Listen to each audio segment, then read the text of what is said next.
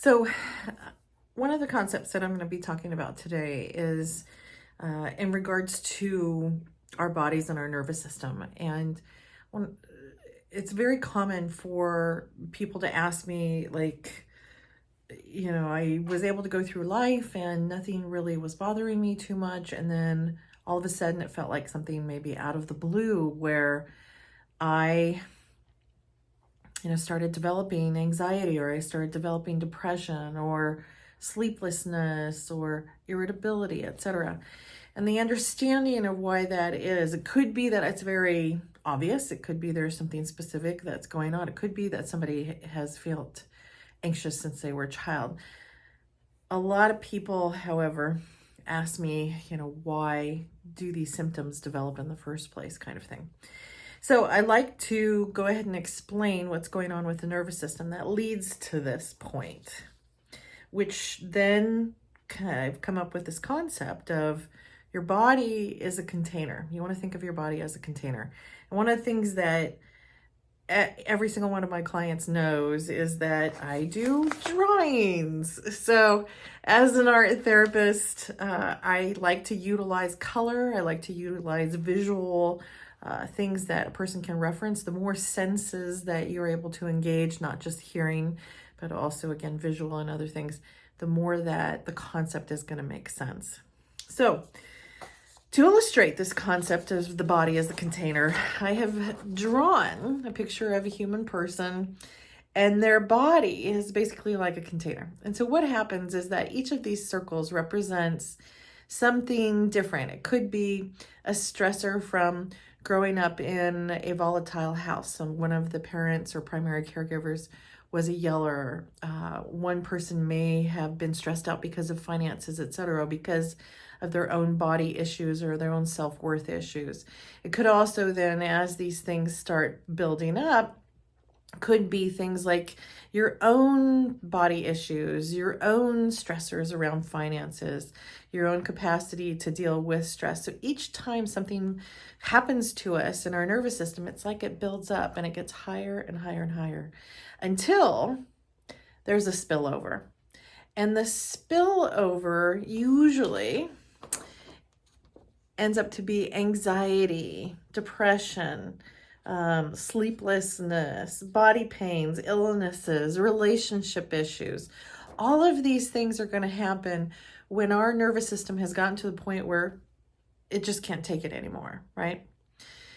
So the way to get rid of these things then, and to cause this to stop spilling over, is to start removing some of these things that the body is holding on to, like tension, right?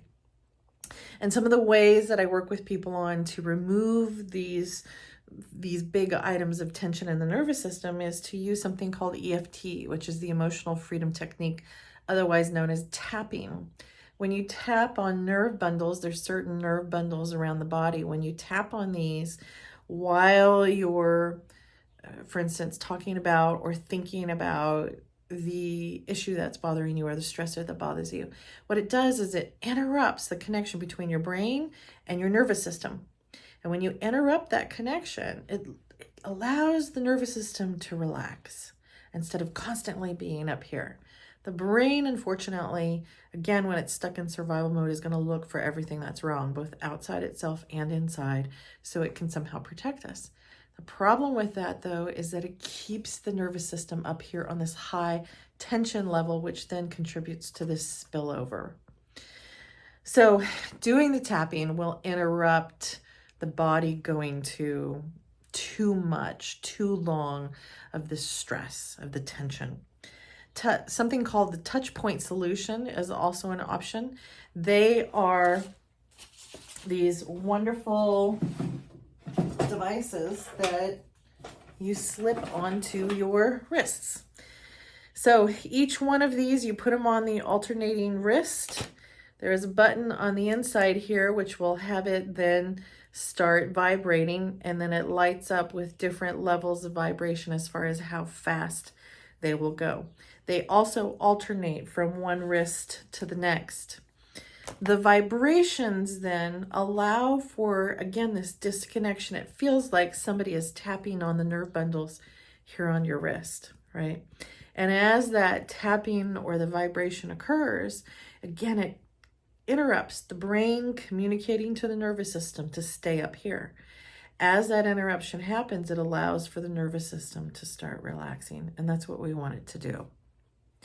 So there are also other ways, such as journaling. Journaling oftentimes gets it out. Anything that is going to help validate what we're feeling and what we're thinking is going to allow for the nervous system to release the tension around it. Journaling is a great way. Some people do meditation.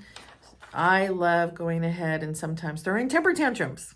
And a lot of times people struggle with expressing anger because anger is associated with something negative. It's actually a very positive emotion. The trick is to express it in healthy ways.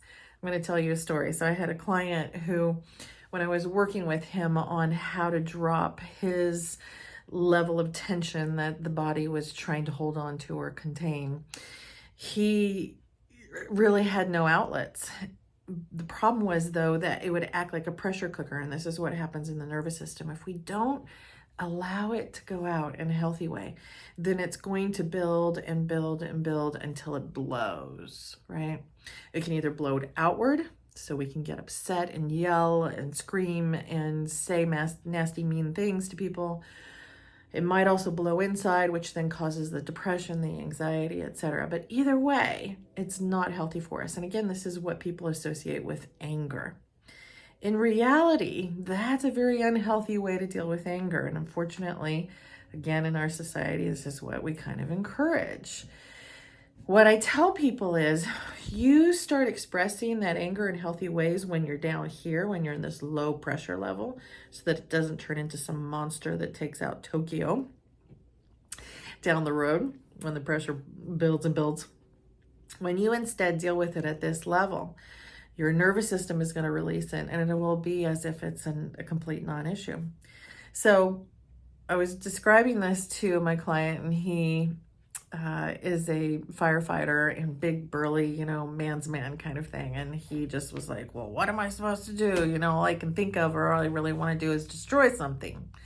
And I hear this often with men. With women, it's more kind of verbalizing things that makes a difference with the nervous system releasing. But men, there's this need or this desire to destroy. So when I said, okay, there are tons of bushes around here or trees. When you are feeling that anger starting to bubble up or that upset starting to bubble up inside of you, I want you to go someplace. There are plenty of places to kind of go off the grid, so to speak, or, things that are available that will allow for you to do this. Find a bush or a tree and just go at it. Like rip the branches off or tear the leaves. The great thing is that there are lots and lots of bushes and trees and things out there that plenty of people are editing out of their yards because they're doing landscaping, or that are growing in excess in people's pastures or fields or whatever. In other words, there's plenty of them to choose from. Don't just rip somebody's prized hydrangea bush out of their yard. You want to make sure it's a bush that is not going to be missed, and maybe even people would thank you for removing it, sort of thing. So make sure you use your judgment with this. And what he ended up doing, he was driving around with his fiance, and he started feeling this. It was because of some other family stuff that was going on, but he felt that bubbling up of anger and resentment. So he drives to a spot, and it's kind of later at night, and he's got his high beams on. I think it's at twilight at this point that this happens. And the high beams are right on this bush that he parks in front of him. And he turns to his fiance and he says, "Don't worry, I'll be right back. Deborah said it was okay." And then he opens the door, shuts it, and then goes to the bush. And as she's watching him, he completely thrashes the bush and rips it all to pieces and just lets it all go and is yelling while he's doing this. Ah! Right? Afterwards, he feels amazing. He gets back in the truck, and his fiance is over there, and her eyes are about as round as they could possibly go. And she says to him, "What the heck was that?"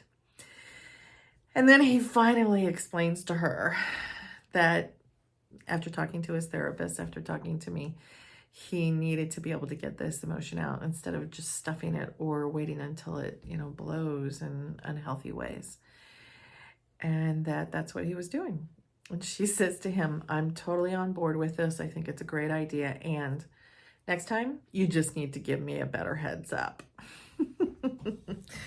So apparently it helped immensely. And the idea with this is that when we allow ourselves to go ahead and get this negative energy out before it builds, it actually energizes us. Have you ever expressed your frustrations or your anger and you felt better afterwards? Usually when we're able to express it before it gets to this extreme place of doing something that is explosive and destructive in unhealthy ways, that is when we're going to regret ever feeling or expressing that emotion. But if you do it before it ever gets to that kind of extreme point, when you do it down here in this lower level, you're actually going to walk away feeling incredibly energized and positive. Like there's this release that just makes all the difference in the world.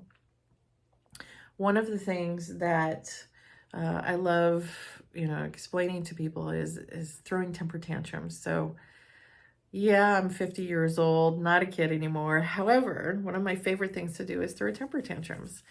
Not like what you think of as far as a child, etc., but more an adult version, right?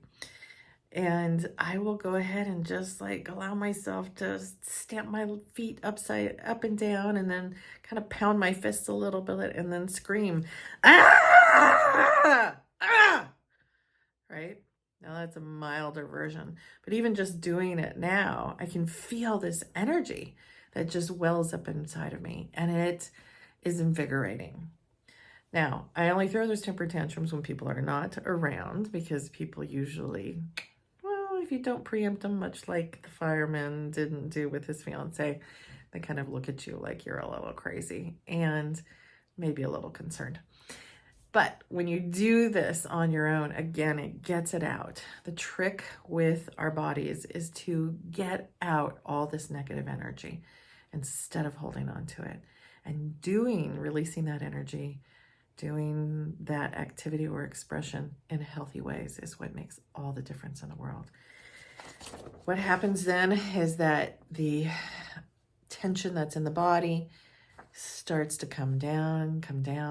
And as you continue to do these things that are making a difference, it will continue to go down even further instead of building back up.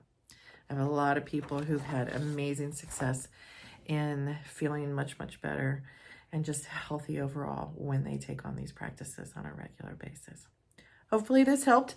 Again, I'm going to recommend, go ahead and order my book, Bloom, You're More Powerful Than You Realize, on Amazon.com. It'll go into more description about this and hopefully answer any questions that you have. Have a wonderful day. I'll look forward to hearing from you. Bye-bye.